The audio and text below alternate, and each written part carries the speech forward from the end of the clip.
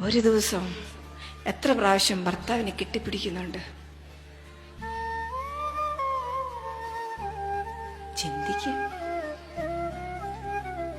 ഒരു ദിവസം എത്ര പ്രാവശ്യം മുത്തം കൊടുക്കുന്നുണ്ട്? ചിന്തിക്ക്. ഇന്ന് നേരം വെളുത്ത് എഴുന്നേറ്റോട്ട് വന്നപ്പോ ഭർത്താവിനെ നോക്കി പുഞ്ചിരിച്ചിട്ടാണോ വന്നത്? ചിന്തിക്ക്. പരസ്പരം ഭർത്താവിനെ നോക്കി ചിരിച്ചിട്ട് എത്ര നാളായി? ഭർത്താവിന്റെ തെറ്റിൽ എവിടെയാണ് മുടി നരച്ചിരിക്കുന്നത് നിങ്ങൾ കണ്ടിട്ട് എത്ര നാളായി? എവിടേക്കാ മുടി നരച്ചിരിക്കുന്നത് നിങ്ങൾ കണ്ടോ? നിങ്ങൾ മുഖം നോക്കിയോ? ആ കണ്ണുകൾ എവിടേക്കാ പാടുകൾ വീണ് നിങ്ങൾ ശ്രദ്ധിച്ചിട്ടുണ്ടോ?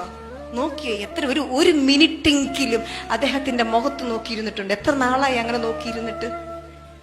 എന്തിനാ കല്യാണം കഴിച്ച? ഇതിനൊന്നും അല്ല എങ്കില്. ഇതൊക്കെയാണെന്നേ ജീവിതത്തിന്റെ ത്രില്ലെന്ന് പറയുന്നേ. ഇതൊക്കെയാണെന്നേ ജീവിതത്തിന്റെ രസം. ഇതിനു വേണ്ടിയിട്ടാണെന്നേ നമ്മൾ ജീവിക്കണേ.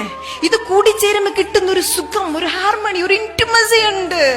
ഇതില്ലാതെ നമ്മൾ നോമ്പ് നോറ്റിട്ട് എന്താണെന്നേ? കുടുംബത്തിൽ ഈശ്വരനുണ്ട്, ഭർത്താവിന്റെ ഹൃദയത്തിൽ ഈശ്വരനുണ്ട്. ആ ഹൃദയം വേദനിപ്പിച്ചിട്ട് പിന്നെ ഇവിടെ വന്നിരുന്ന തിരിച്ചറിയ. ആരെയും വേദനിപ്പിക്കല്ലേ.